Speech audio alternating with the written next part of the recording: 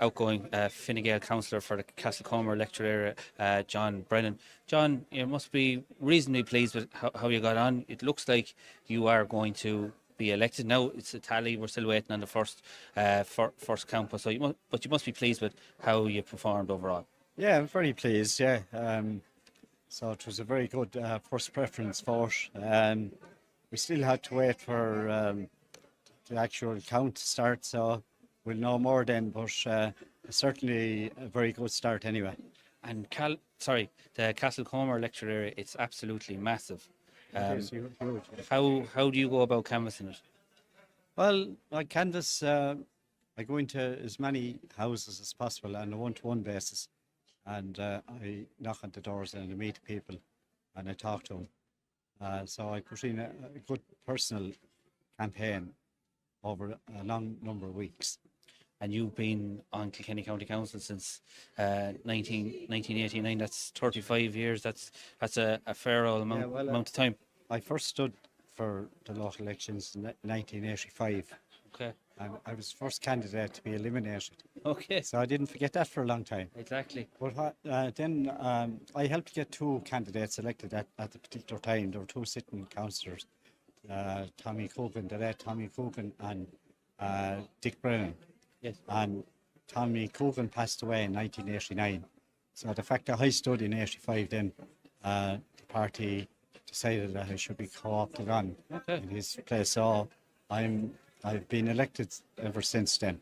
Yeah, and I'm sure you can kind of, as you said, you ran in 1985, you're the first eliminated. I say you can kind of empathise with people who may have ran for the first time, who mightn't have done as well as they hoped. Yeah, well, it's politics is a tough, hard game, like, and it's great to see people doing well, but you have to keep your thoughts there for people who may not be elected, who has done great service to their local community as well.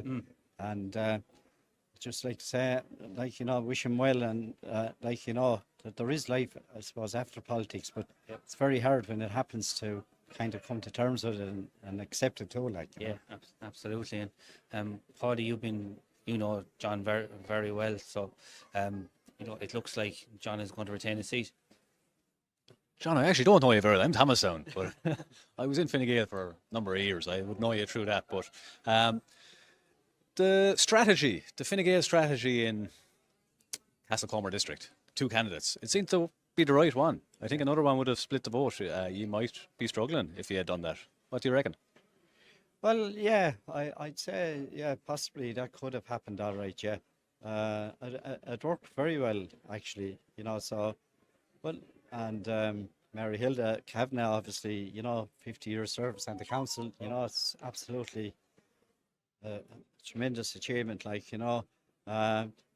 yeah, it did, it worked very well, so pleased enough about that, So hindsight's a great thing, isn't it? If you ran three and you were getting slated for it, yeah, you can't know until it happens. But well, we ran three the last time now, and well, it worked as well. We very nearly took the 3 seats actually the last time, but this time we had the 2 candidates. So I remember I stood the second last time, and I came in here and I had 600 number ones, and it looked as if I was gone, but people were sympathising with me. Sorry, you're not going to me. But suddenly, I had John Fitzpatrick, who was a candidate, a third candidate, and I got 300 straight number 2s from John, and that put me right back in the run again.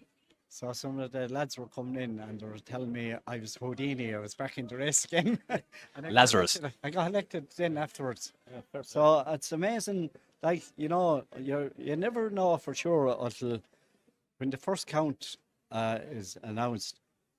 Then you're waiting, if you don't get elected, you're waiting to reach the quota, which looks like it'll be around 1,250. So you're waiting on the second preference vote then to reach the quota. So that can be a very worrying time, because you're looking, if you don't get enough number 2s in the second count, you may not reach your quota. Yeah. And another question in terms of strategy. Do you split the areas yourself, Mary Hilda, or do you go hell for leather and try to get as many votes off each other as you can, and then both get elected? How do you do it? Because you have to successfully keep in your seat for a combined, the two of you, for a combined 85 years. Yeah. How the hell do you do it? Well, obviously, look at politics to me, like, you know, I work on a personal level to serve the people, like, you know, and I do deliver now. I'm not blowing myself up or anything, but like, unless you're doing the work on the ground, like on a continuous basis every day, and helping people and delivering, like, you know, you won't get elected. You really have to be working hard.